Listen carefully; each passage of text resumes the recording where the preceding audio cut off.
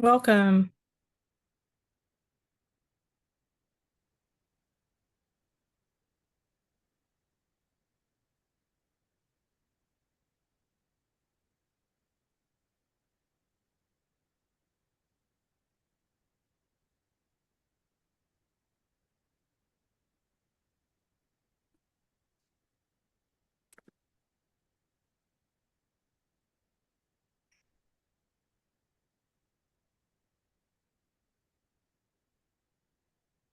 Thanks for joining us, everyone.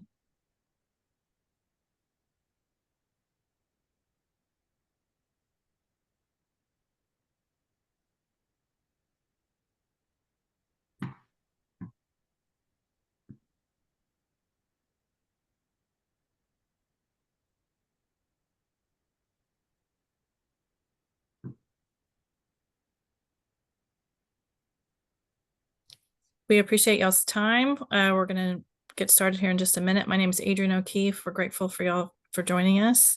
I'm a community engagement specialist, and I'm happy to be working on this project. We have Millie Williams from Adisa Communications, and we're going to get started in just a minute.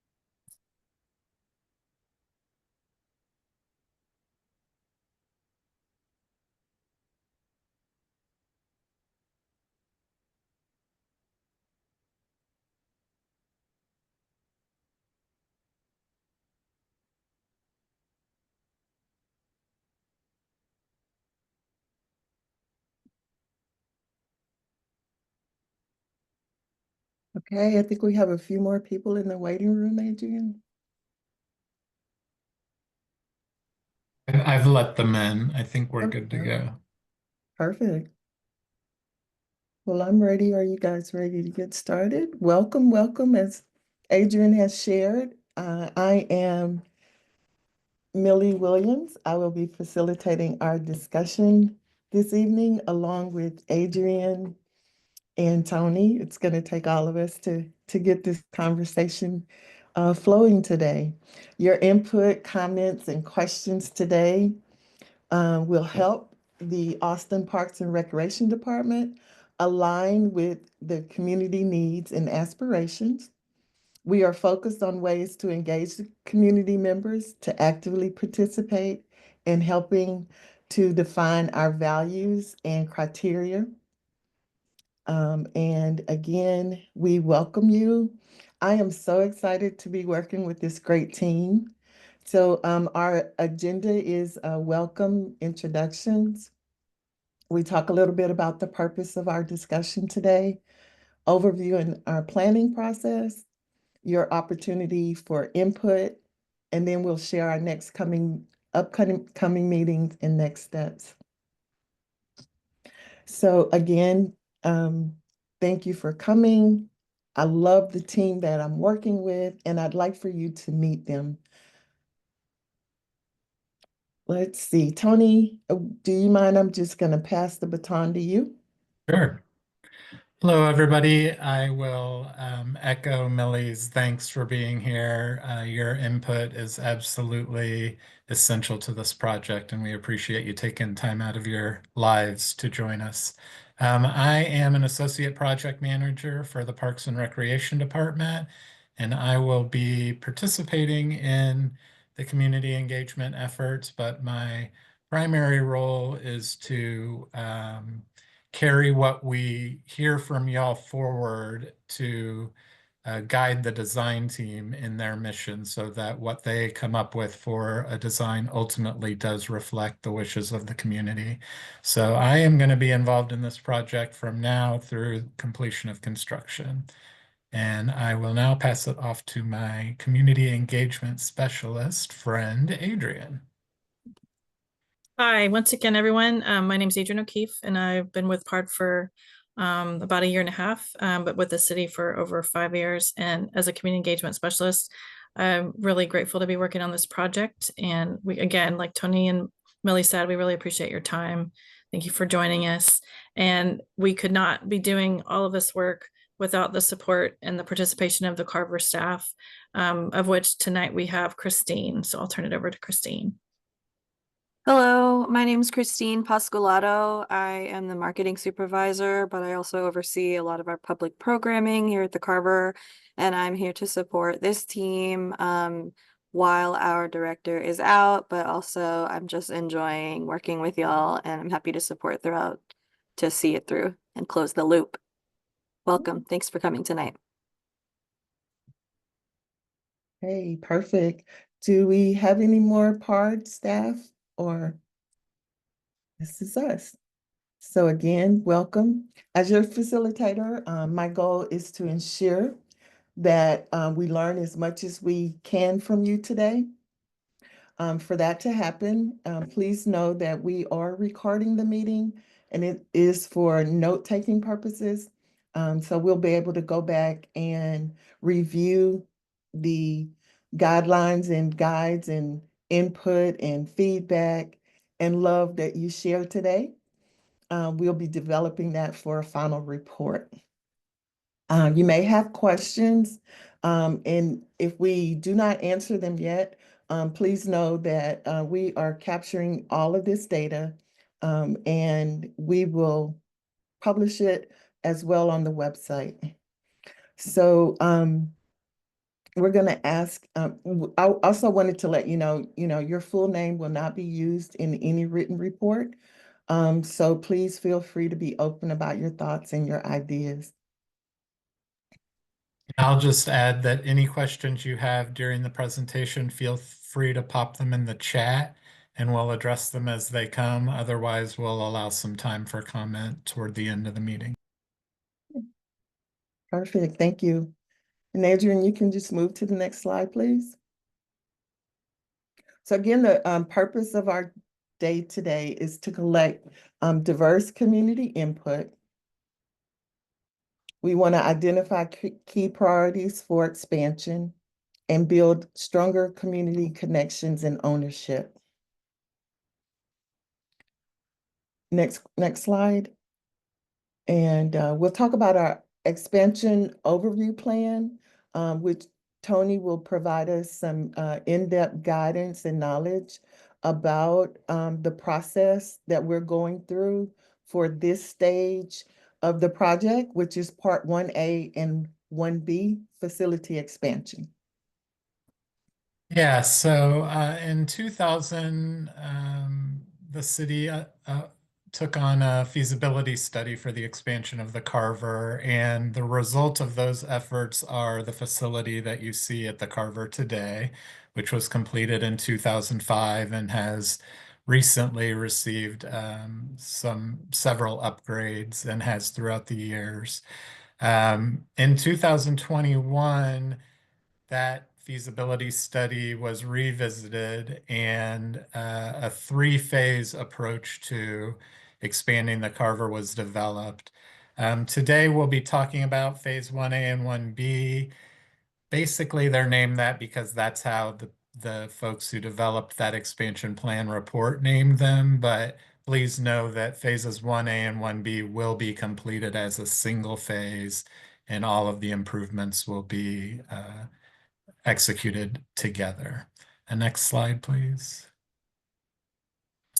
So what we have here is a kind of site diagram of all three phases of the expansion efforts. And what you see in the kind of darker red color are the phase 1A and 1B projects or elements, amenities, which I will outline in the coming slides. The lighter, I guess you would call that like a pinkish color, those are phase 2.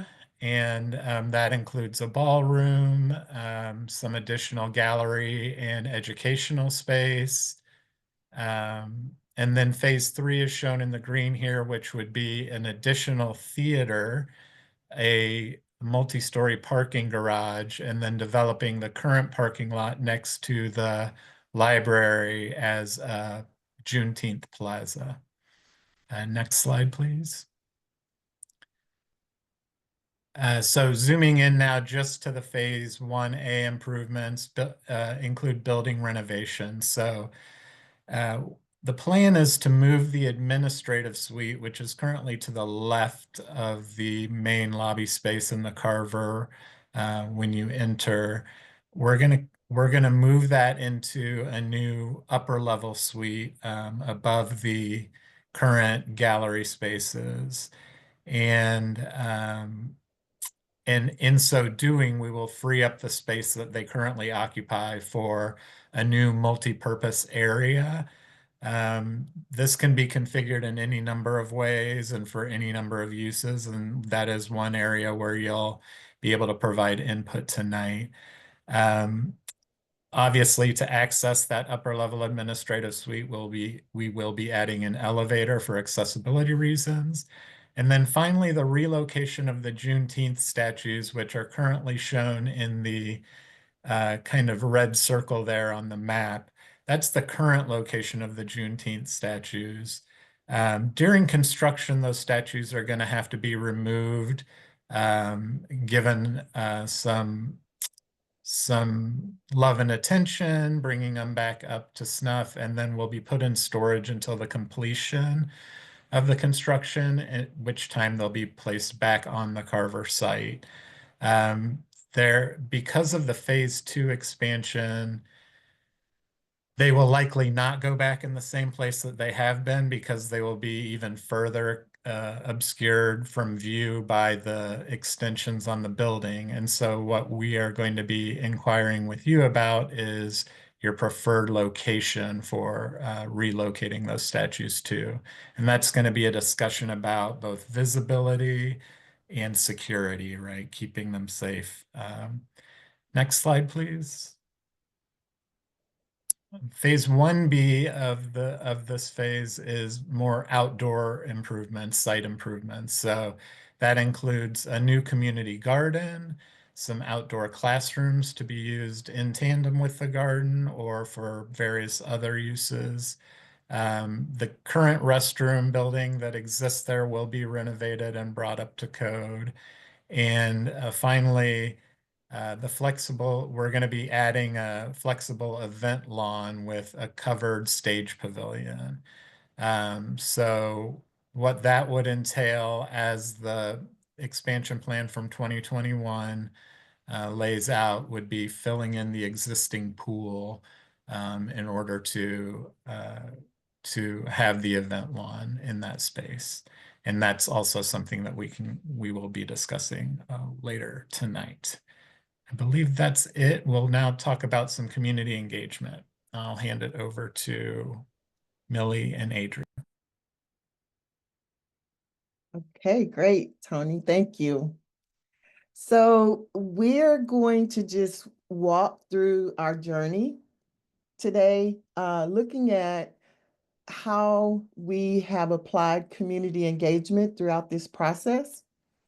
You can see from the 2021 overview that community engagement is critical in our process. This effort started with total virtual meetings, which were conducted in around 2020 when everything, of course, was shut down and we had a real virtual adventure. There were 3 community meetings held. There were also 3 technical advisory group meetings, 8 small group discussions with 77 participants, and 73 participants participated in the community meeting. Out of that came a great deal of information, and we compiled those into lists and concerns that you'll see listed here on your presentation. And so those were the things that the participants deemed were critical for them. And as you can also see in that list, those are the people who participated. Okay, so our next slide, please. Okay, so this is where we're going to have a little bit of fun because we're going to be guided by you and your energy. We'll talk about our community input opportunity. As Tony mentioned in the 1A and 1B plan, that there were all of these different phases that you see listed here. This is both of these columns will be what will take place in the undertaking of Plan 1A and 1B. So I'm going to start with the list on the right because those are what have already been determined in the existing plan, and that is the administrative suite on the new mezzanine, the new elevator for administrative suite, as well as the updated outdoor restrooms. And the reason those have been determined not needing, or we're not taking community input, because those structures are pretty straightforward and there's not a lot of room to be able to be creative. And so those have already been determined how that's going to be constructed. But what we will talk about today, and I'm going to go to the column on the left, is our community input opportunity. We'll talk about the indoor multipurpose area, the new community garden, the flexible event lawn with covered pavilion, the relocation of the Juneteenth statues, as well as our outdoor classrooms. And Adrian, do you have anything that you want to add here? No, a small addition just in terms of like the right-hand side column. I just wanted to add that the administrative suite, we are consulting with the Carver staff on their needs for the administrative area. But other than that, there's largely not a lot of room for differentiation and influence from the community. But we're super excited to hear what y'all have to say about the left-hand side stuff. So thank you. Okay, perfect. So let's move to the next slide. And again, we're recording this for note-taking purposes. If you will, you can just jump in with any questions that you might have. You can raise your hand or put the information in the chat. So we've had 4 different meetings that gave us the data that we're going to be talking about tonight. Those were a special meeting with the Carver ambassadors, as well as opportunities for open house and small group discussions. So this is what we heard. This is what we'll talk about tonight. From the indoor multipurpose area, I want to just give you guys an opportunity to read through what we have here on the screen. And we talked about in the multipurpose room, what's been shared with us is that they like to see the room be more flexible, easy to use. And one big conversation that we had was also to add a kitchen. And I'll just say for the purposes of this discussion, we keep calling it a multipurpose room, but it's really just an area. So we could develop it as one large room. We could develop it as several rooms of different sizes to accommodate different programs. That's really where we want your input is. We have this about 1,250 square feet of space that we can define or you can define. And so we want to see how you think that could best be used. Mhm. So as you look through what has been shared with us, celebrating together, using the room for important events like the Juneteenth celebration or community meetings, as well as learning from each other, looking at how other museums have created their spaces, keeping it inclusive to make sure everyone can use the space, as well as uh, a community-centered technology where we would look at incorporating an automated user-friendly booking system that would be modeled after our public library reservation systems, which will help to streamline the access and also reduce staff workload. So as we're looking at what has been shared with us today, as Tony shared, we want to know, how do you envision the space? Would you think it'll be used by different groups or different community members? Are there any special features or amenities that you might see that, we haven't covered? Or if you'd like to just expound on something that you've already seen here?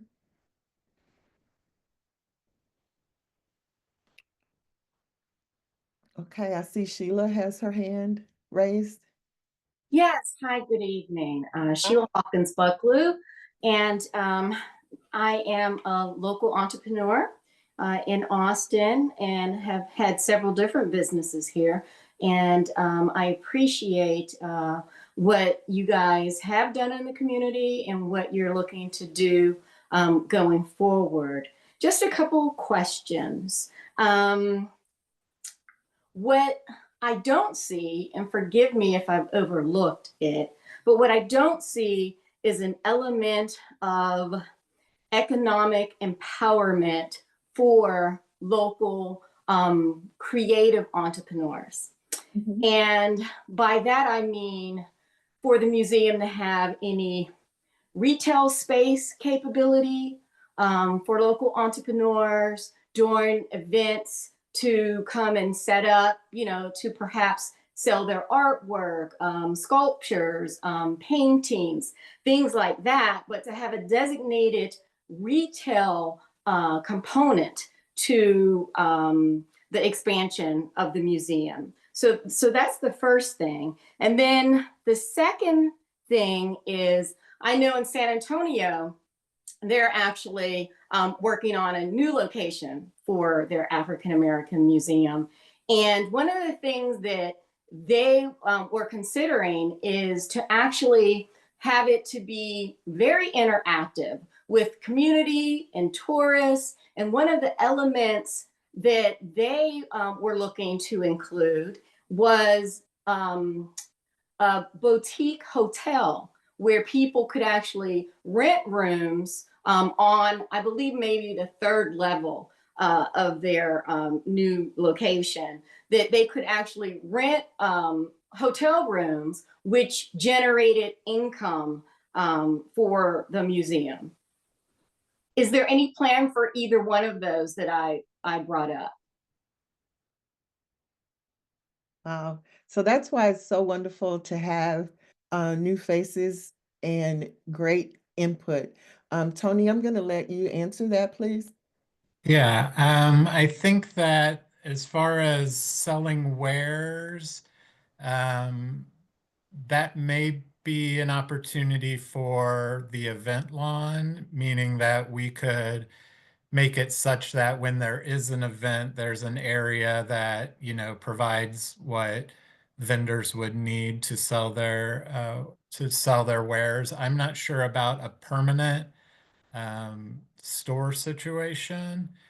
Basically, what you see in terms of the amenities as we've described here is what has been approved by the city council. And so any major changes, which I think would almost certainly include lodging, would need to be vetted for feasibility and would require us to stop down this process, hit pause, go back to council for approval, at which point they could either approve or deny, and then, start back from there. So there's some risk to introducing new project scope at this point because the plan has already been approved by council. Does that answer your question? Well, it is an answer to my question. So on the first thing, you talked about vendor space. I believe you were saying outside, right? The way that Yes. when I attended the events at the Carver, they're set up outside. I was actually Right. thinking of a more permanent indoor space, only because like if you visit national museums or even museums here, they have like a museum store, like Sure. a permanent physical space for retail. That's what I'm really talking about, Tony. And the reason why is because we know the impact that small businesses have on our community. This venue, this museum is on the east side. And we know how retail space, it gets more and more and more expensive. And it pushes small businesses to consider other creative opportunities.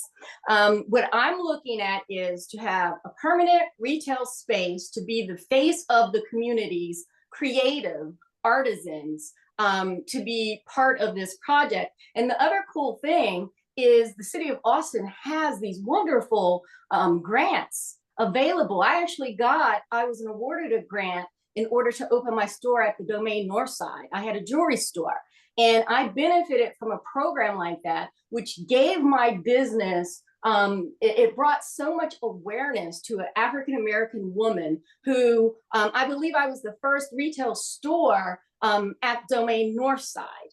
So I'm just saying it would be wonderful to somehow include an economic empowerment element for the creative business community at this wonderful museum space.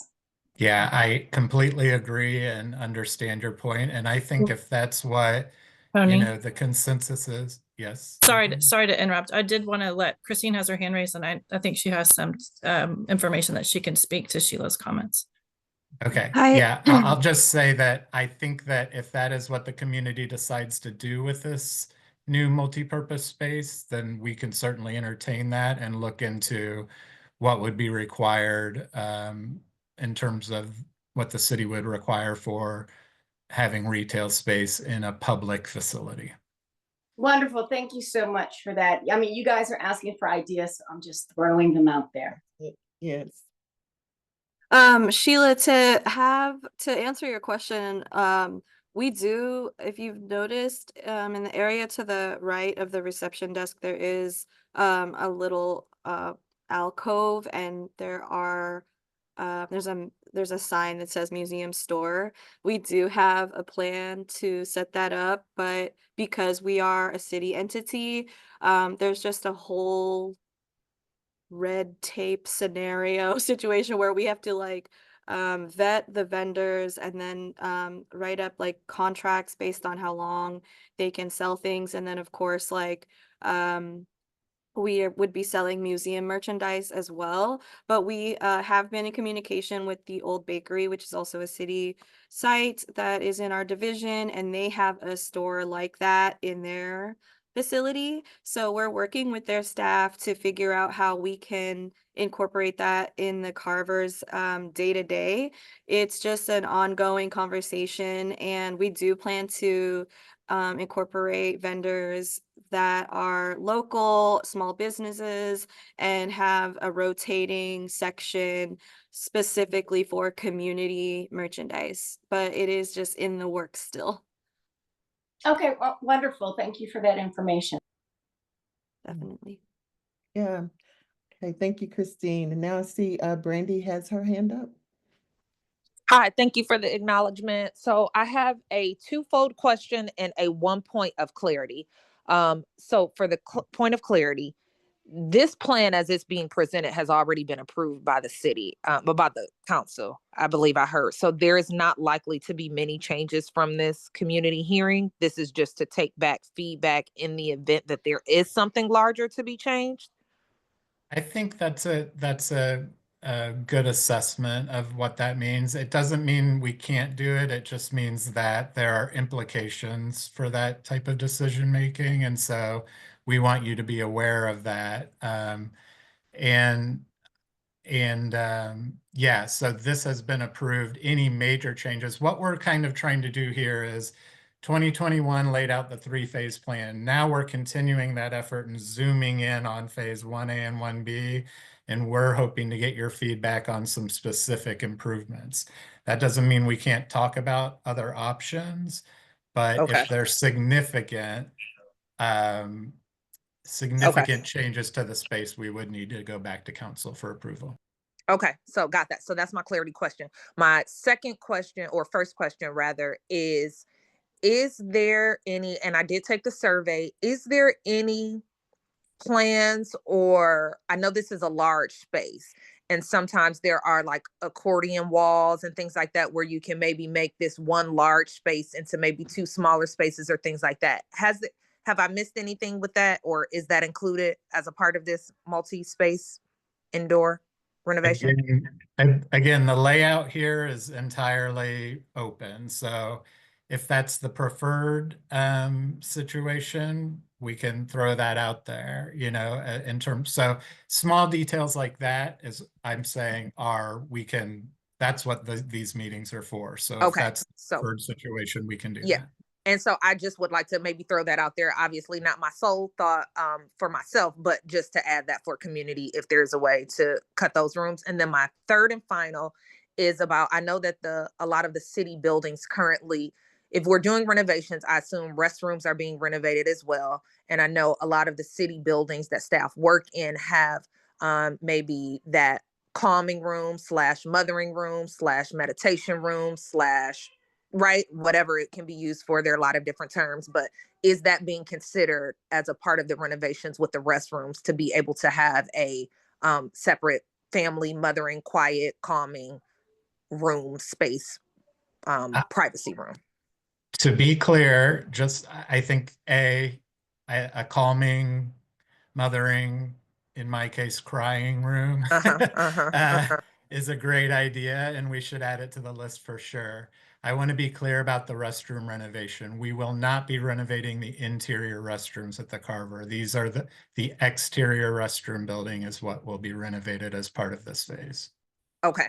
But at any rate, whatever that additional right / room that we would like to say, I know that's already reflected in a lot of the new City of Austin buildings. So I definitely would love to have that as a community note, right? And there has been comment in previous community meetings that people would like to have a small family style restroom near this space, and that is a possibility.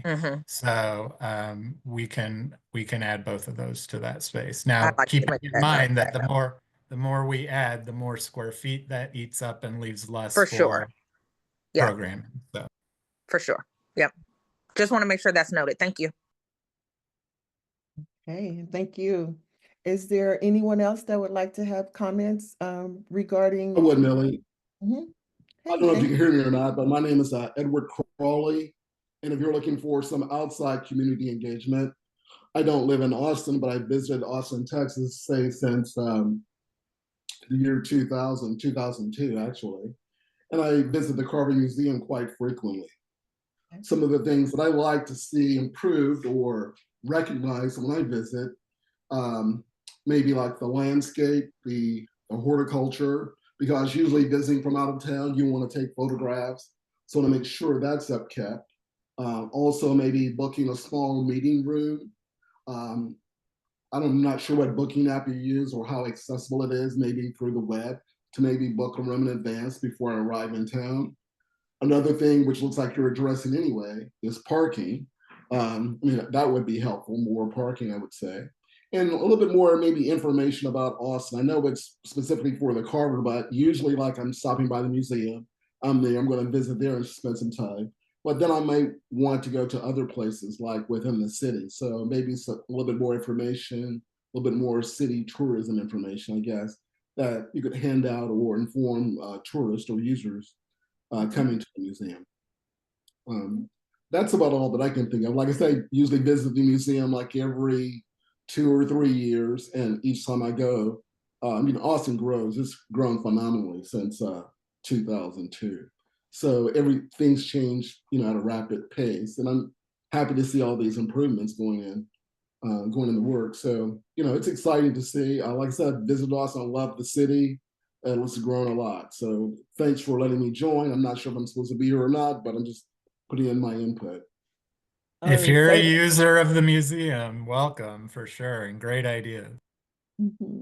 Yeah, you're definitely welcome. And we'll have other components. We'll definitely address the outdoors.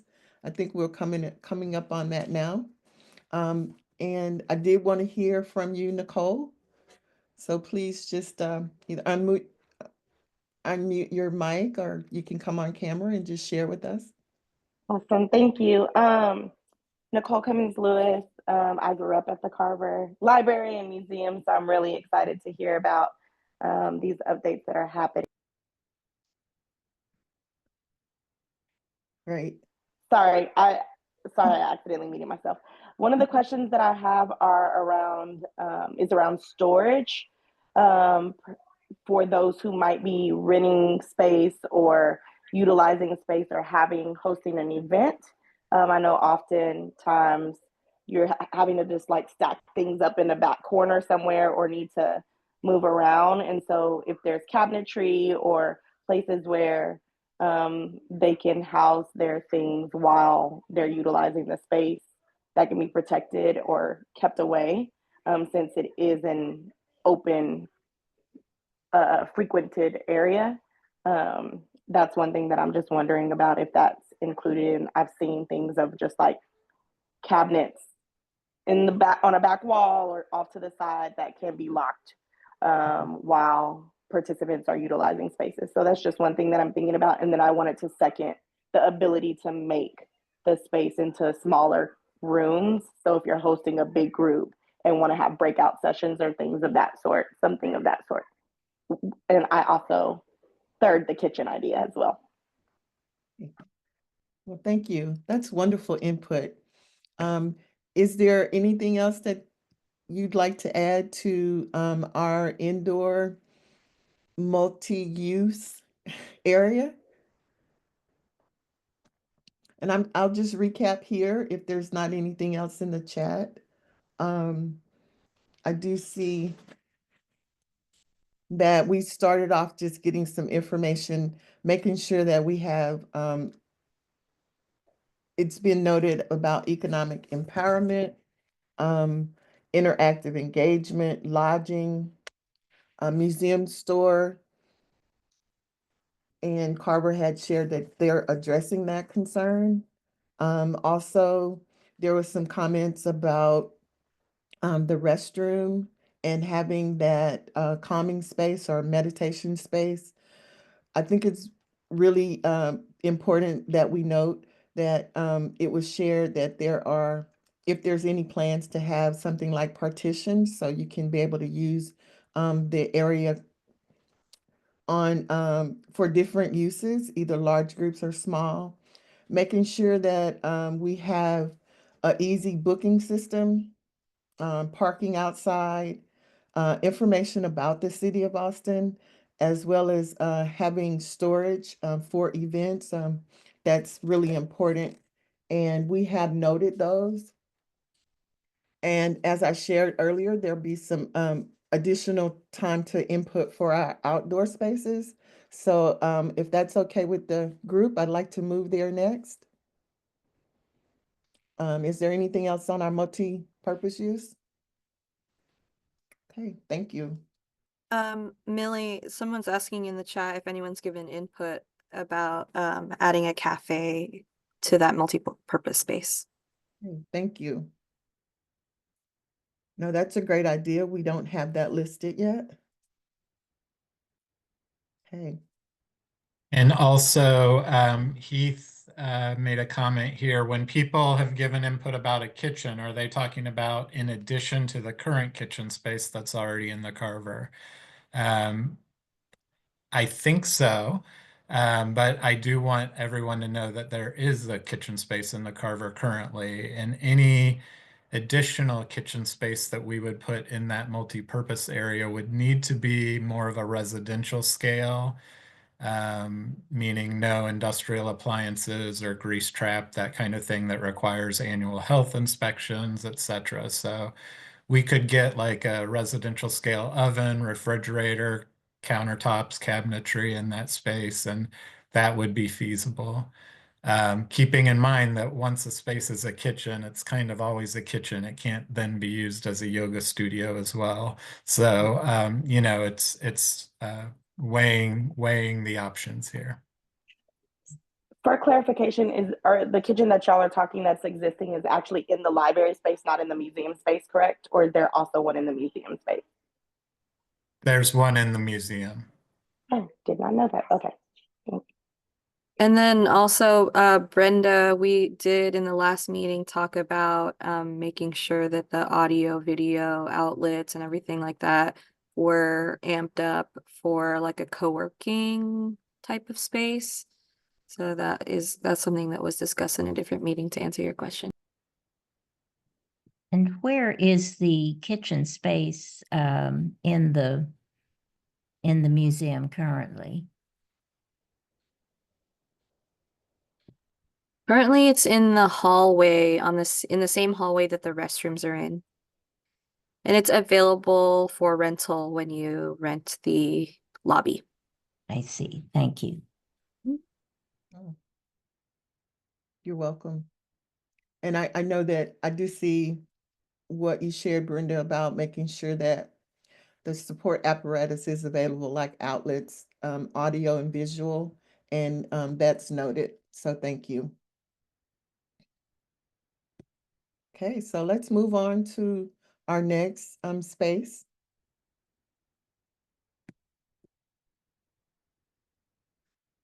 So here we're going to be talking about the community garden.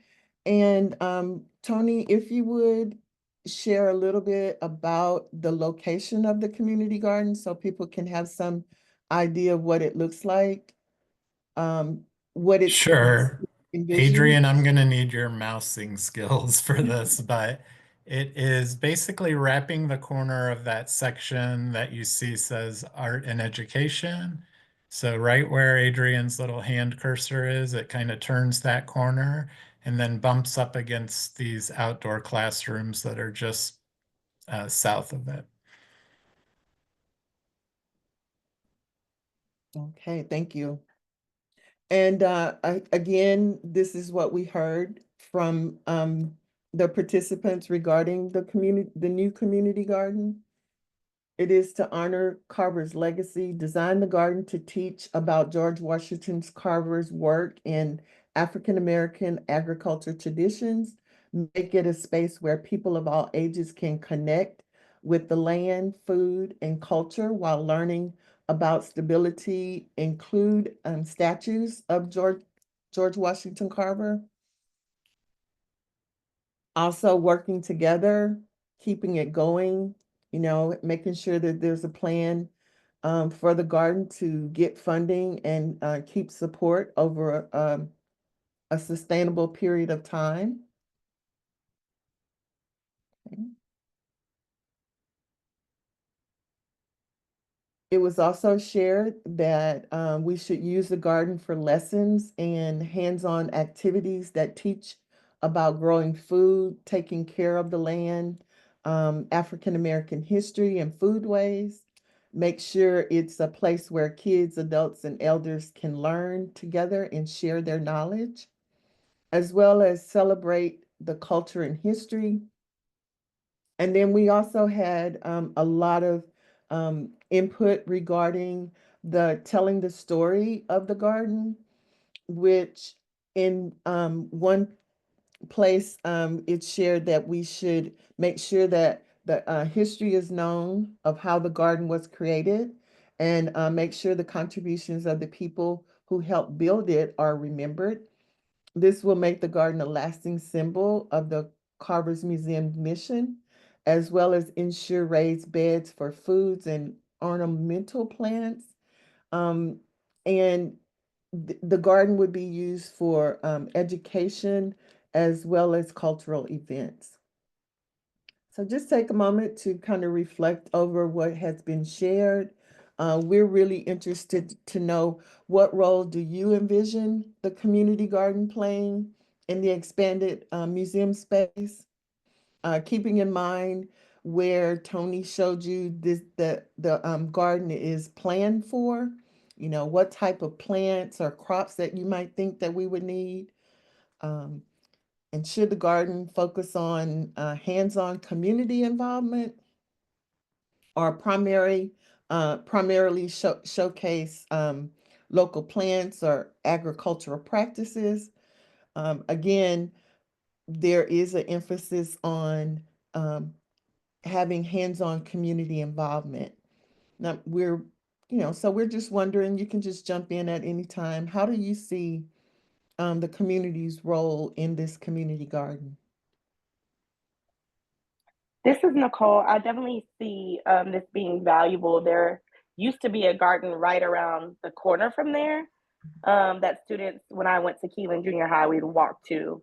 And so I could see youth in the community, children visiting the garden as a field trip or things of that sort, to participate in maybe quarterly opportunities to plant something, or even just experience the information about George Washington Carver and how he was a cultivator of the earth. And so I think that is one way that the community can participate and that we can give back to our community through that garden.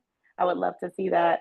And then even maybe having some reserved plots in the garden where people could, if they desired, to pay into to be able to then come yield, or give time back to come to cultivate, and then be able to come at different points to yield from the garden as well. I think those are ways that the community can help upkeep it.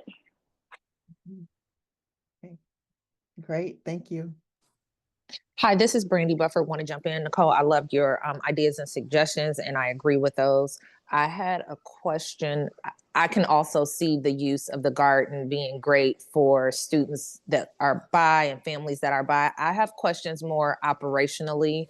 One, with the budget for renovation, does that only include renovation, or are dollars being set aside for the long-term sustainment of the garden? I heard that mentioned earlier.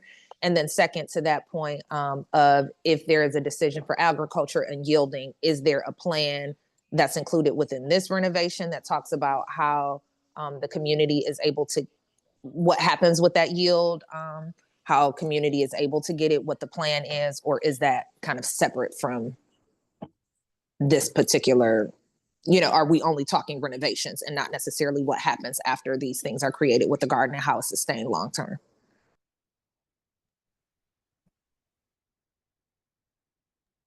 Okay, Adrian, do you want to weigh in on that? Yeah, I or- really appreciate this discussion. So I was going to ask Tony to sort of weigh in as well, but with regards to so when we do community engagement and we make these plans, we have to start with the big dream and then get more and more granular. So as far as like the phase 1 and phase A, B discussion with regards to the community, we have to talk about how you guys would like to us, to create this space and to build this space, because we want to hear what uses you want to have. And some of those implications and some of this discussion that we have has implications for how it's programmed and how it's used. And the mechanics of how it's programmed and how it's used are not part of how we get there right now, like, or part of this project specifically. So in answer to your question, like, no, we cannot make the plan and make the decision right now for like the yield question. We cannot make all those decisions with regards to the programming and how it will be funded year round and how it will be used year round. But we want to know what the community is desiring to be able to build it for those uses and figure out those, make those decisions and then figure out the funding and figure out the staffing and figure that out in the future. I don't know if I'm answering your question well, but That is a perfect, Yeah, that's a I'll perfect add answer. to sir. that. Just that again, framing this, our role in this meeting and in this project specifically is to get these amenities built. How they will be sustained will be determined otherwise, and there's a lot of frankly boring city administrative stuff that needs to happen in order to determine what the best path forward for that will be. But funding and staffing are obviously critical to this amenity, and so we want to note that we hear what you're saying, and frankly we agree with what you're saying. It's just not something that is the purview of this project team. Understood. Great responses. Thank you. And Sheila? Yes, I had mentioned in the chat or asked the question about a water feature, such as a fountain or a pond.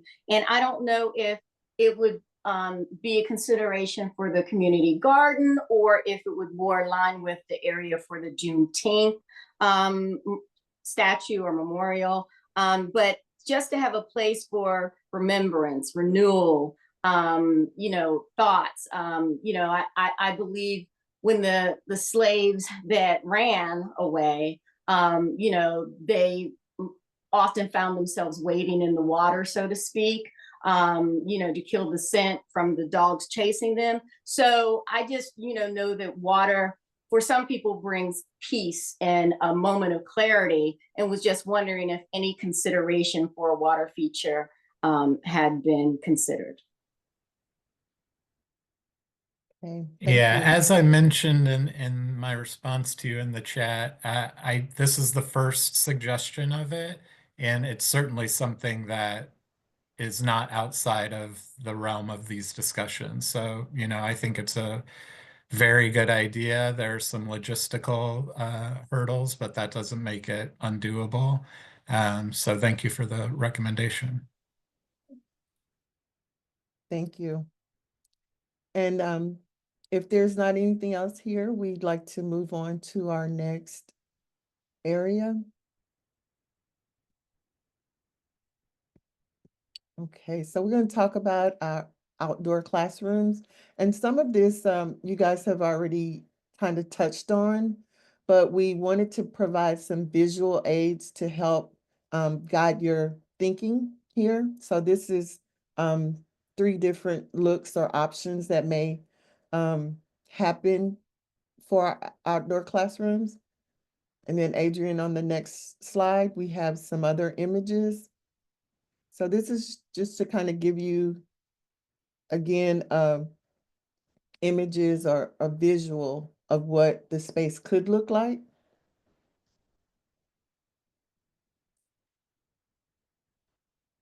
And what we've heard so far is that the space definitely should be cool and comfortable. So we have been told that the space should have plenty of shade and a cooling feature like fans or misters, so that everyone, especially kids and older adults, can enjoy being outside even in the hot summer. Of course, again, we are recording what has been shared with us. As we continue to do research on the feasibility, we wanted to note that water misters commonly used to cool outdoor spaces are generally safe. However, they can become a source of Legionella under certain circumstances. So at this time, other cooling options will be explored. Another thought would be to make sure that it's easy to use for everyone, which includes smooth paths, comfortable seating, so that people of all age and abilities can enjoy learning together. Design the classroom to meet all needs of everyone, making sure visitors with disabilities feel included and valued. This reflects the Carver Museum's commitment to equity and access for the entire community. Then I think we have three others. Learn from Carver's legacy, use the space to teach about George Washington Carver's work in agriculture, sustainability, and justice, helping people connect with his life and ideas through hands-on learning, as well as working together, inviting universities, artists, and neighbors to help with the program and activities, creating a lively space that honors Carver's history while also celebrating new ideas and creativity, and making learning fun and inspiring, which would mean designing the outdoor classroom to be a place where learning, culture, and community come together. It should reflect the museum's mission and encourage people to learn while celebrating Black history and culture. And so our thoughts here are what type of classes or presentations or workshops do you think could be best served in this outdoor space? Are there any Carver programs that you see that could benefit? You know, what would make the outdoor space most effective for learning and engagement? Is there anyone, do you guys have any thoughts or input here? We'd love to hear what you have to share. Hi, it's Nicole again. I would say beyond just what I'm sorry, I'm processing at the same time, and I'm a educator, and so I'm thinking about the opportunity to bring kids there to explore and learn, whether it's a scavenger hunt. So it doesn't have to necessarily be something that's heavily guided by the Carver Museum and their staff always, but incorporating something that can be self-guided as well. And that allows it to be interactive for those who might just be passing by and maybe visiting when the museum might be closed or things of that sort. And there's not maybe a program staff member, but that can be a part of the architecture that is sustained and can be utilized at all times by educators, community members. And I know earlier y'all were talking about your building and the programmatic pieces will come later. As someone who designs programs, I'm thinking about whoever is on the architecture team. Do y'all have folks sitting at the table that they're meeting with that have programmatic backgrounds or things of that sort to help guide that piece of the work as y'all are building, so that there can be intentionality in all pieces of the design? So that's my thoughts and then a question. Great input. Yeah, thank you for your thoughts. I will say, just for everyone's information, we're currently in the process of soliciting an architect for this project and hope to have them on board by the end of March or early April. And absolutely, we will have people working with the architecture team to help them understand the programming needs for the existing programs, as well as a wish list of future programs to facilitate as many of those as we can. Thank you. Yeah, thank you. Is there any other input?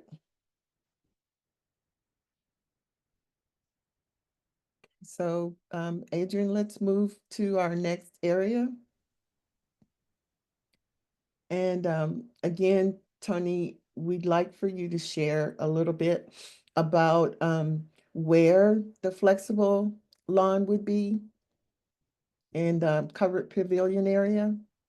Again, Adrian, I'll use your cursor, but if it's basically the space to the east of the museum with the covered stage pavilion, kind of at the southeast corner there.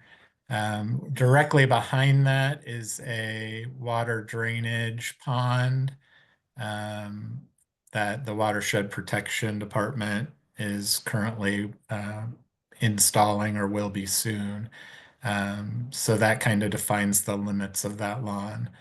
Otherwise, yeah, it's there behind the museum as it currently is situated. Mhm. Okay. And Tony, is this event lawn, is that space going to connect to the outdoor classrooms? Will that just be one open space, or will those be divided? Yeah, I want to make clear too that what we're looking at here graphically is a byproduct of that 2021 expansion plan. So while this is a suggested direction and defines a lot of the elements, it's not necessarily the final design. This new architect that we will be onboarding will be modifying this. But as it's shown here, yes, the event lawn backs up to the outdoor classrooms, which you can see are kind of in between the community garden and the event lawn. Adrian, if you could point to those outdoor classrooms. Yeah. So the classrooms as it's shown here are kind of a connecting element between the event lawn and the gardens. And then the restrooms are nearby there. Adrian, if you can point to them. Yeah, there you go. And Nicole? Yes, I had something else that I thought of when I was looking at this map. Something else that I would add is like natural play areas. So not necessarily like an actual playground, but something that could be included or different small spaces where kids could have a small climber or have logs, natural logs or stumps or things to jump on, or a little like climbing wall or things of that sort. I think anytime that I'm taking my children to areas where I want them to learn and engage, having opportunities for them to like take a play break because they aren't adults and don't have that attention span is great to be able to continue to attract families in the community as well. That's a great suggestion. And just so you know, that is a priority for the Austin Parks and Recreation Department. So we have someone who runs our nature play specifically as an alternative to traditional play. That's exactly who I was thinking about potentially reaching out to. So thank you. Hi, this is Brandy Bufford. I wanted to jump in. That is an extension of that comment. Is I know on this map, right, the space looks a lot grander and larger than probably what it actually is in person. But in that event lawn, to the point of Nicole, some type of maybe the cement stair type seating, maybe, right? So if it is a pavilion and something further in the back, I don't know where that fits in and how that fits in, but just a thought. I know we talked about seating in the outdoor garden area, but is there some baked in cement seating that can also serve as play / for both adults and children? Yes, I like that suggestion. And I think too, one opportunity that we're going to have here in making the event lawn is actually shaping the grading of the land. So we could make it a kind of natural amphitheater where it slopes up as it moves away from the stage, or the idea of putting Right. in some kind of concrete tiers is Right. also a great one. So Yep. Yeah, great input. Thank you for that. So Adrian, let's just move on to our liberatory design statements for here. What we've heard was to combine comfort and culture, add features like cooling misters, shaded areas, and easy walking paths alongside the public art and history displays. This way, the space feels good to use and teaches people about Black history and culture.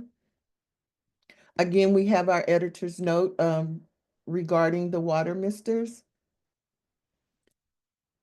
And it was also added that we should build the event line and pavilion so everyone can use it, including people of all abilities, making it a space for the whole community to enjoy events, celebrate, and share stories, design the space to be both useful and meaningful.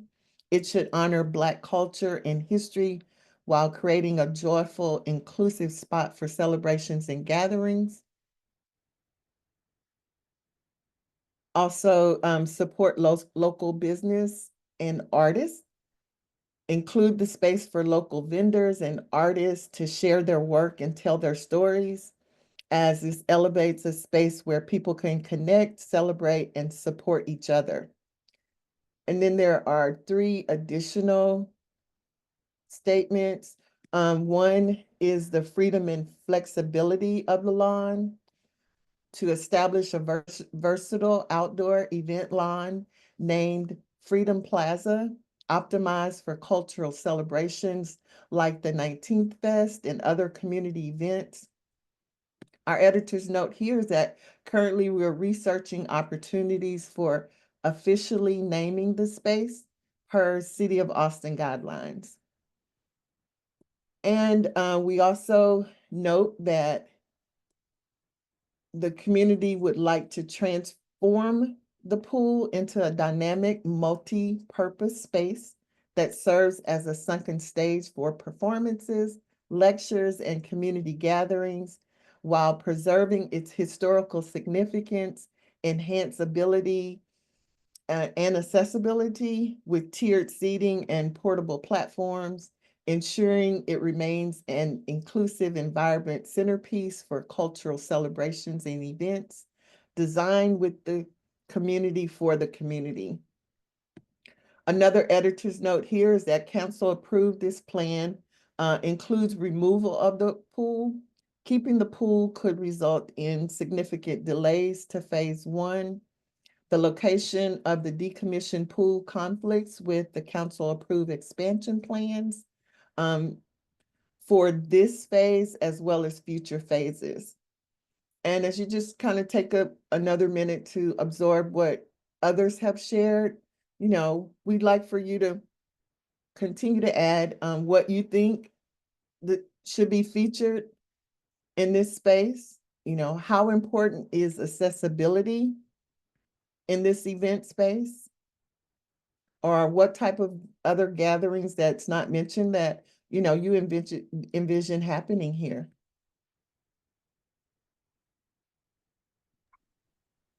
Would people be able to rent the outdoor space outside of like big events? So like if there is a birthday party, could they rent portions of the space?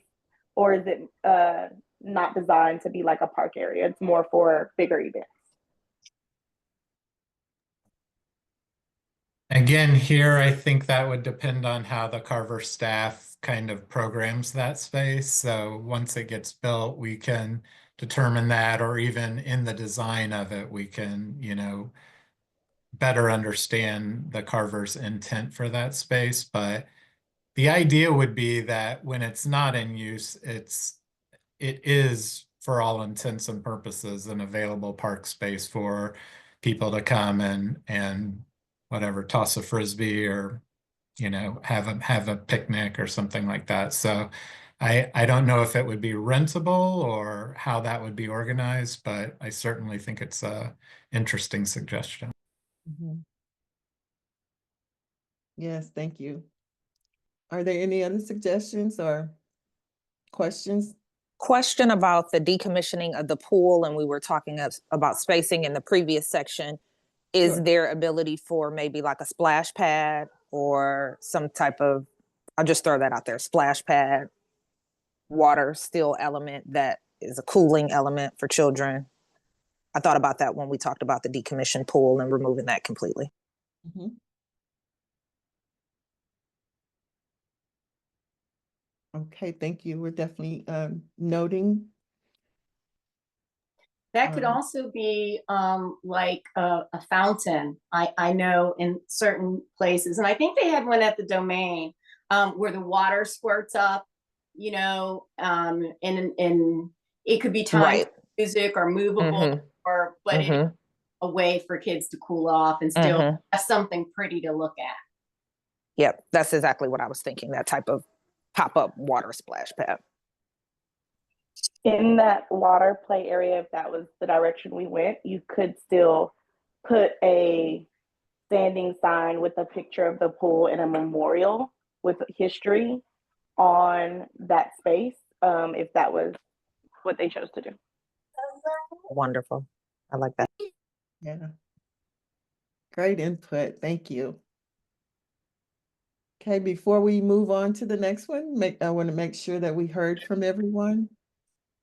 This is Heath. I'd like to actually jump in and circle back on what Sheila Hawkins had said about the water space, and it kind of just gave me a whole new revelation about that space. Like, even if it's not something as specific, I'm thinking like be open to anything that necessarily doesn't require us having to go back to city staff, to get new approval, but any other ways we can overall incorporate water in that space, because the transatlantic slave trade period has a huge piece of us coming across that water was a traumatic, not to get too dramatic about it, but it was a traumatic introduction to this country, and Black folks were always joking about how we don't swim and because of the experience we had getting here. But if we could, kind of what Sheila was talking about, an opportunity to create a new relationship with water, rehealing with water. So in as many ways as possible, again, without having to redraw the plans, figure out ways that water is implemented throughout the whole space back there. I think that would be super dope for us to consider ways to do that. He's building off of what he's saying. There is in Kyle, they just built a new park, and they have they're like stairs that water flows from with solid rocks that the kids kind of like just splash and play in.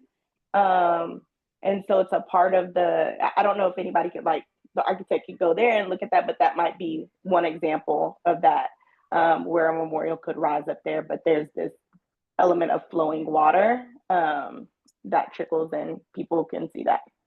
So that might be an idea. Yes. Oh, I love this. I started getting chills. I know it's cold, but I really started getting chills when we were talking about, how we can incorporate water into this space. So that's great, great, great feedback, you guys.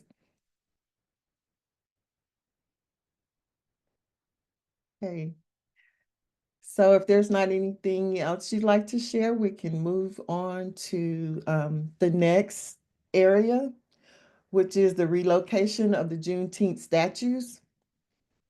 And Adrian, if you'll go back to the map, and Tony, if you'll share a little bit about what the thoughts are here.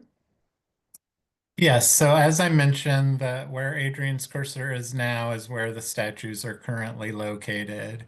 And by that extension that you can see that says arts and education, that's what I was talking about earlier when I said they'll be further obscured from view if we put them back in the same place.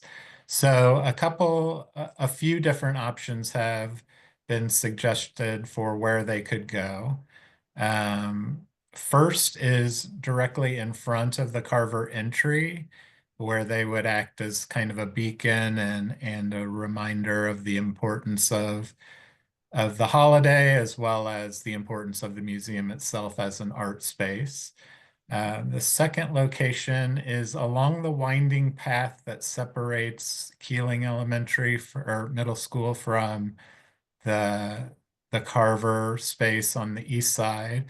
We can imagine the statues being placed along that path in procession, and that would activate that eastern edge of the site, which is currently kind of a dead space. And then finally, the Juneteenth Plaza that you see at the corner of Angelina and Rosewood has been offered as a space that has high visibility. The one thing I want to mention about this location is that it is currently the parking lot for the library, and that Juneteenth Plaza is not going to be developed until phase 3 of this project, which could be 10 to 20 years away from now. So in the meantime, if we were to relocate the statues in the interim, if we chose that area, it would be in and around a parking lot. So maybe not great in the short term, but maybe further down the road, that would be a location. Again, not to put my thumb on the scale, but those are the 3 locations that have been suggested so far. That's it. Okay, thank you. And I'm just going to invite you all to just take a minute and review what has been shared about the relocation of the statues. So I'm going to let you just review that on your own.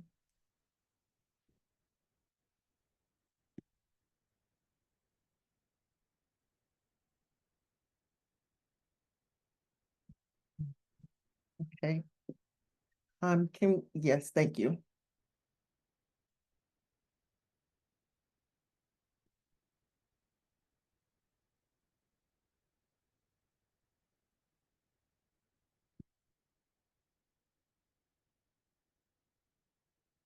Right, so as we collect our thoughts regarding the relocation of the Juneteenth statues, is there any significance to the current location of the statues that might discourage relocation? We're just curious about, how do you feel about relocating the statues to a different area within the museum grounds? And if the suggested locations would honor their culture and historical significance?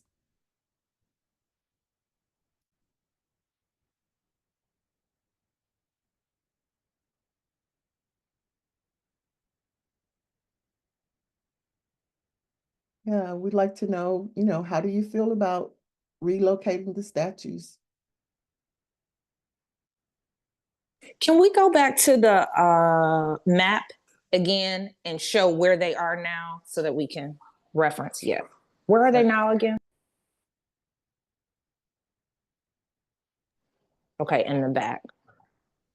And if it's moved to the plaza right now, that will be in the middle of a parking lot till the final phase. Yeah, the edge of a parking lot, essentially. Yeah. Okay.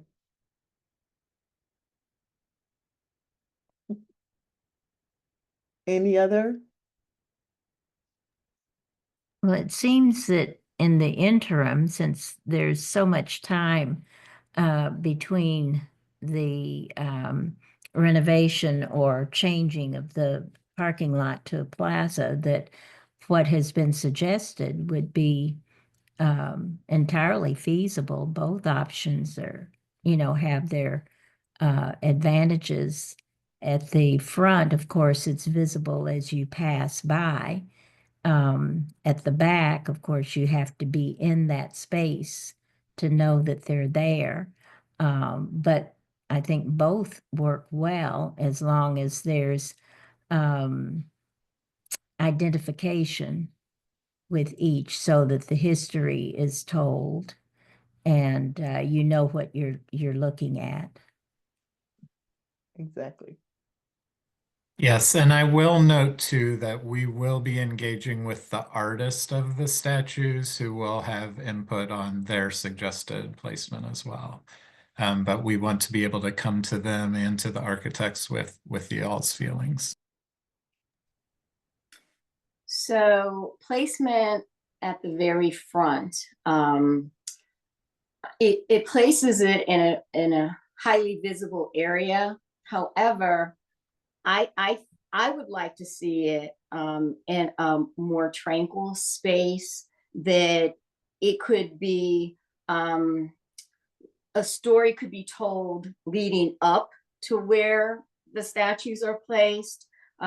I think the museum represents so much more than just the Juneteenth element. So I would say not so much out front. I would say put it in a place where people can actually sit, reflect, and just sit in the moment, would be my suggestion. Now, maybe the perfect home is the Juneteenth Plaza when it is ready to receive the statues. And that might just be perfect place to encompass the entire experience. But I disagree with having it in the very front of the museum.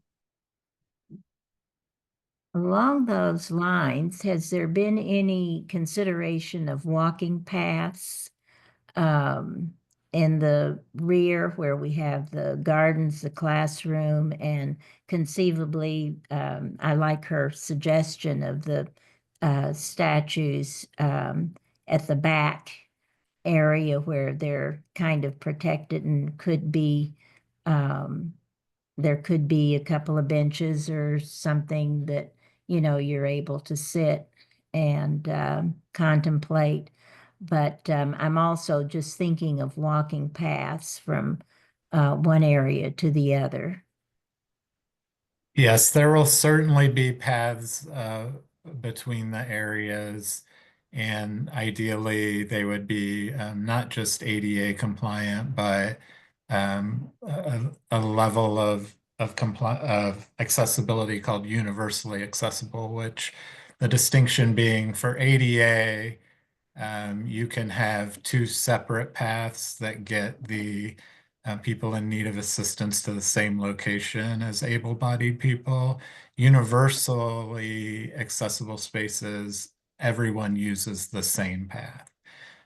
So it's not a separation situation. So that would be our goal. And I think this site, fortunately, is relatively flat and so should be fairly easily achievable.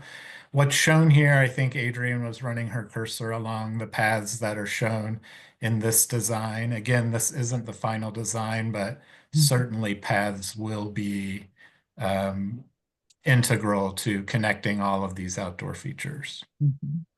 Thank you. Yeah, I think Yes.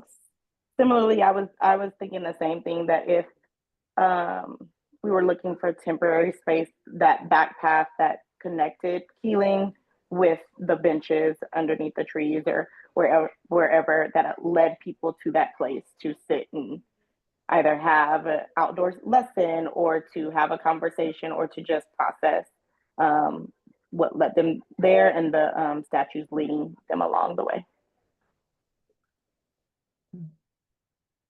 And I'll just Wonderful. also make you all aware that there's currently a historic trail being built on the Keeling property, which is parkland. But so this path that you're seeing along that eastern edge would then connect to that historic trail that would lead you deeper into the community. So it's a rather nice fortunate circumstance that both of these projects are being developed at the same time.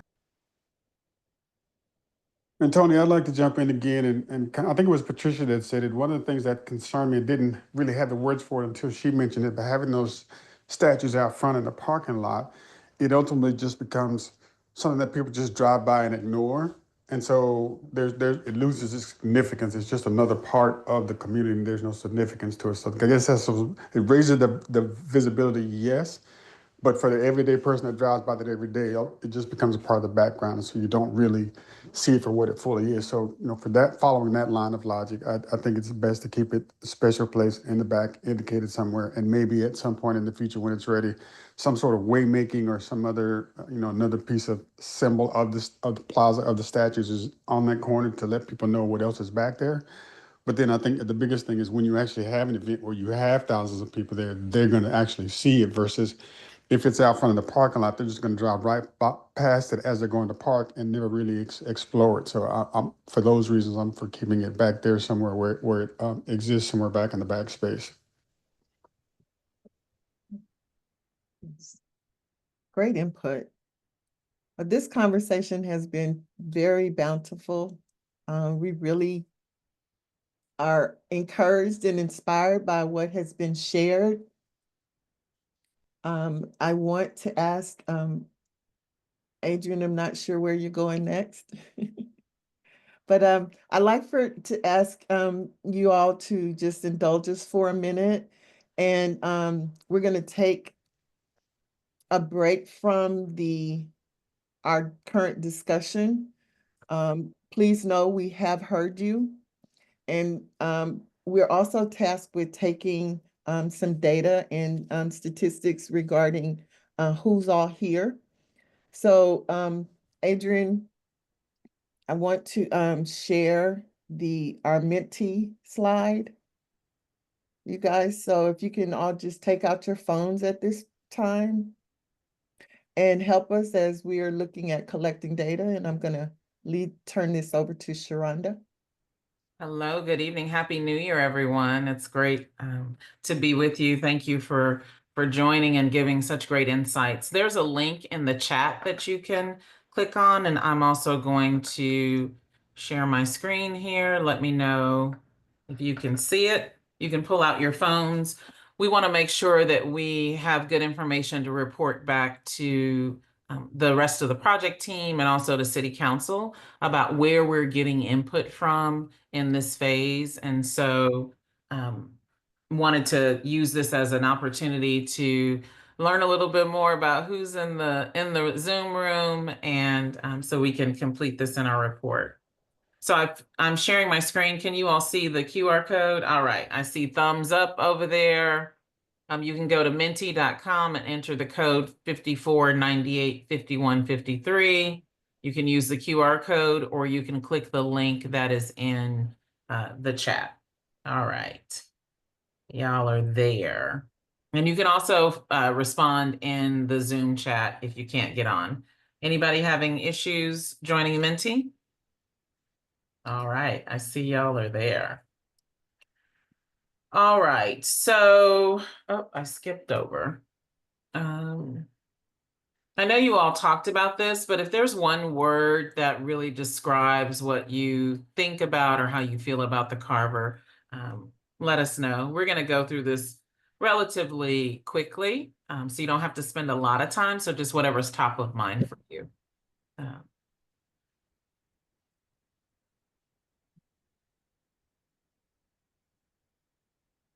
I'm not seeing any responses. Oh, there we go.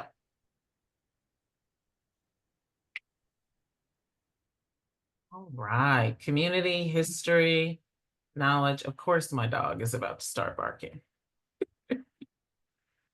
Black preservation, dance, childhood. Thank you all. Now, inspiring. All right. How did you find out about tonight's meeting?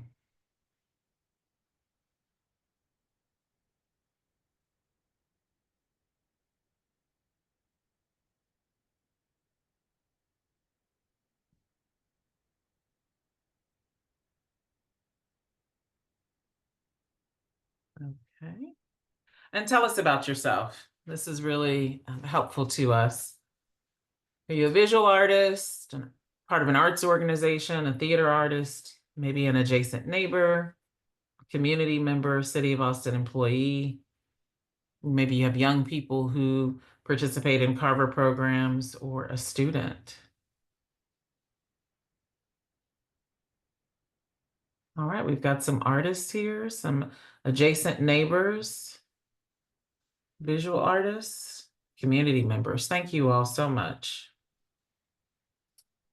All right, race or ethnicity, if you could share that with us.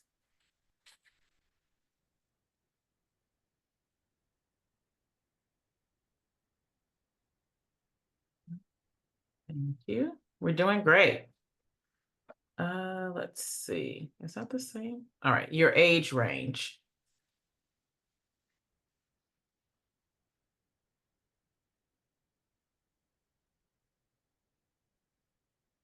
Okay.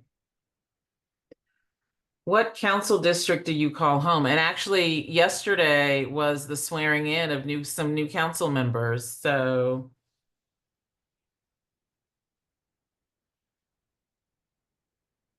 hopefully you know who they are.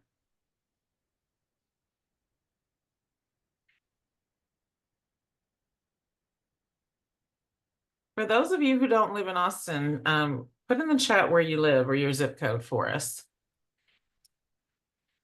And how long have you lived in Austin or Austin area?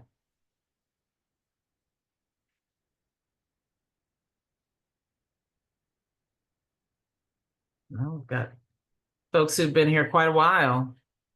That's great. Thank you all. Thank you for continuing to show up for community. We appreciate you. Anyone else? Okay, in 2024, which was just a week ago, how often did you visit the Carver for that entire year?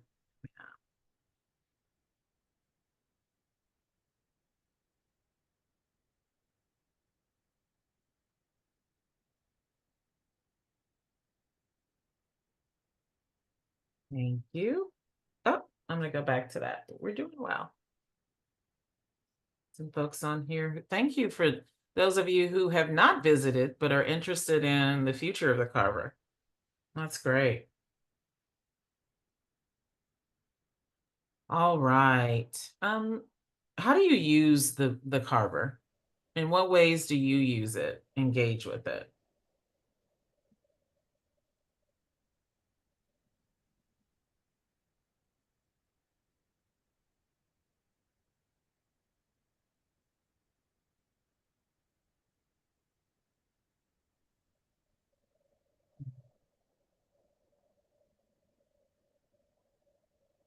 I think this data point is really interesting. It's really consistent in terms of who's showing up to these discussions. So, and this says, did you attend one of the 3 meetings? But there were actually 4. So the last one was on the 17th. So any of you already attended one of these meetings?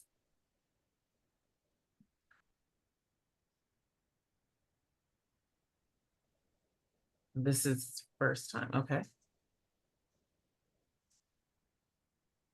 I know who attended the meeting on the 17th. Inside joke there. Okay. All right. And I think we'll skip this. But it's really important to know from you all, like, what may we have missed in tonight's conversation? What have we not talked about that maybe you were expecting to hear, or that we didn't cover? Any thoughts there we would greatly appreciate as well. We're getting ready to do next steps. So, okay, the schedule and closure. We are going to have 2 more meetings where we cover some of that small film or documentary room. Okay, a space. So that's an insight that we would add to our list. No mention of music incorporated. Can we talk a little bit more about these 2 just quickly for those who added it? Do we have just a moment? Certainly. I'd love for you just to close us out. I'm Okay. passing the baton to you. All right. And then if you all want to rate tonight's conversation, that would be great. I'm going to close the screen, but keep the Menti open. So in terms of the music and the other recommendation, any other insight on that we didn't talk about? The small film or documentary room? Are you saying that could be a part of the multi-purpose room or an additional space? And then no mention of music incorporated. Can you give me a little bit more about what that might mean? You're on mute, Mr. Crawley. I'm sorry. That's okay. Okay. If I could elaborate, what I mean by small film room or documentary room, similar to what you might see at like the National Negro Baseball League Museum in Kansas City, or the Lorraine Motel in Memphis. Okay. A room where they, or Stax Museum, where you go in. So like a short film documentary, maybe 10, 15 minutes long. Okay, got it. Thank you. Thank you. I'm so glad you shared your version, because I was thinking, oh, we're going to be. I have a follow-up. Go ahead. Go ahead, Tony. Are you saying, Mr. Crawley, for watching, or that you would sit down and kind of give a testimonial of your experience at the Carver? It's for watching. Like, so for Okay. instance, like you may go to a museum, they have a short film playing for like 10 minutes or so, 10, Right. 15 minutes. Then it stops. And another group of people come in and watch the Right. same film, and they go on to the next section. And Great, like thank you. some participant was saying about the store also, like a museum store at the very end, when you're about to leave a museum, usually there's a store where you can buy merchandise. So I mean, that would be helpful also, Okay. along with the flow, the tourist flow. Okay. Great, thank you for clarifying. Thank you. And then the music. No mention of music incorporated. Is whomever offered that, are you still on? Can you add a little color for us? Not specifically, but I was just thinking, both interior and exterior, that there would be provisions for either music that could be recorded music as well as live music. Now, I know there's the stage that you mentioned at the event lawn, which of course could accommodate live music, but there may be occasions when there isn't live entertainment, but music would be good to have. Okay. And so hopefully there'll be a way to provide that would be incorporated into the design. Okay. So a way to play music Yes, throughout the facility. yes. Okay. Okay. All right. Perfect. All right. Thank you. Thank you all for that. So I do want to make sure you know, and thank you, Adrian, for putting it in the chat. There are 2 more meetings coming up. We have postponed this Thursday's meeting due to inclement weather concerns. And so this Thursday's meeting is being pushed a week. So we will be coming together in person at the Carver on the 16th. So next Thursday, and then as well as this Saturday. So I guess I could say it a different way. We have 2 more meetings coming up. One is on Saturday after all the cold weather and precipitation has passed us. So that's this Saturday at 10 a.m. And then next Thursday, the 16th, is when we will be coming together in the evening. Same content. And those meetings are really important because we're going to be prioritizing what we heard from the community to help provide more direction to the design team and the project team in the next phase. So it's going to be really important. What you've done tonight is help us, and the other meetings help us pull together ideas, pull out those ideas, and define the ideas that the community is interested in. And now we're going to prioritize them because there is a limited scope and budget for the next phase, and we want to make sure that the project is responsive to what the community is prioritizing. So those 2 meetings, the 11th, this Saturday, and the 16th, next Thursday, are opportunities to do that. And those are both in-person meetings. Okay? Excuse me for Yes, interrupting. ma'am. Mhm. Is there a timeline, an approximate timeline for the project? Yes, ma'am. Tony's going to respond to that. Before he does that, because he's going to close us out, I also want to call your attention to a live survey. I know that you all know that there are people who aren't able to participate in this format, this type of meeting. We do want their input, though. So there's a survey that's live that is in English and in Spanish. The link is also in the chat. You will probably be receiving a follow-up email, but please use that survey as well to tell us what your thoughts are and share your ideas for the design of the Carver for this next phase. And then share that same link with other folks in your network. All right, thank you. Okay, so the question that we're asking for Ms. Calhoun is timeline, next steps. And I don't think I introduced myself. So happy New Year. I'm Sharonda Robinson. I'm part of the team with Millie and Adrian and Tony. And yeah, thank you. Okay. All right, Tony, timeline, what's next? Okay, so I maybe mentioned a piece of this earlier, but the idea here is we're going to get an architect on board in, say, early April. At that point, we will have wrapped up our community engagement phase, and the good folks at ADISA will have produced a report documenting all of that engagement. That report will be presented to the public during Black History Month at the Carver, yet to be determined the specific date, but keep your eye out for that. And that'll be an opportunity for us to share, this is what we heard from you. Here it is laid out. Is there any other comments or suggestions that need to be added before we proceed? Once that happens, I'll be handing that information off to the architect, and I will also be managing them to make sure that they respect that information and include it in their design. As the project currently stands, we have enough funding to get us about 2/3 of the way through the design phase of this program, of this project. We are hoping to be included in a 2026 bond, which will be put up for a public vote in November of 2026. And that is currently in progress. So how that works is each of the departments within the city put together a list of projects that they would like included in the bond.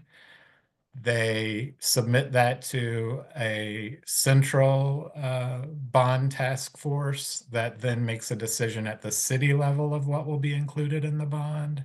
And then that is what will be issued for the voters to vote on.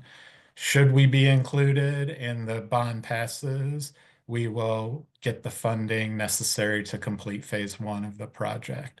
So all that is to say there's a lot that's still up in the air, but we are working right now to get all of these pieces of the puzzle in place so that if everything goes according to plan, we will be able to execute this as quickly as possible. I hope that answers your question. I'm happy to answer any follow-ups. Thank you. You're welcome. Other than that, I just want to say thank you so much. This is the best turnout we've had so far, and we really appreciate all of your time and energy. The discussion has been really riveting, so thanks a lot. And if you can, come and attend one of those other meetings coming up in the next couple of weeks. Thank you. Hi, Tony. Before we wrap, I just wanted to ask, now that we've attended, I'm glad that you all had such a great turnout as compared to the others. Will you keep us looped in on the newsletter or some type of email communication distribution as far as updates? Yeah, I think that'll be Adrian's purview, so I'll let her speak to that. Absolutely. I put in the chat that we will be compiling a report from everything we've learned, and we'll be sharing that during Black History Month. And that date is still to be determined. And so I can definitely follow up with an email. I don't know if you're on the Carver monthly newsletter that goes out, but if you should have received an email from me earlier this evening reminding you about tonight's meeting. And so I'll put my email in the chat. But I can definitely reach back out to you, Brandy, and make sure that you're looped into the Carver newsletter if you want, or I can just continue to do direct email to the people who've been involved so far to update them on the next meeting and what that presentation and report. And Millie, can you share the presentation one more time? I think there's a final slide with the project website listed on it. The project webpage is also in the chat. Yep. In the chat. Okay, great. Uh-huh. So that web page is constantly updated and will have all of the most relevant information and timely information. So you can go to that as well for update. Thanks for staying longer, everyone. We really appreciate your time. Are there any more questions or comments?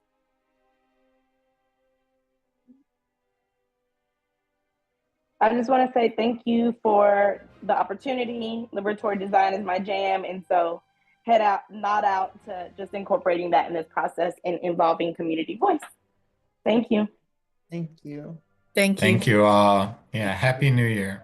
Happy New Year. Happy New Year.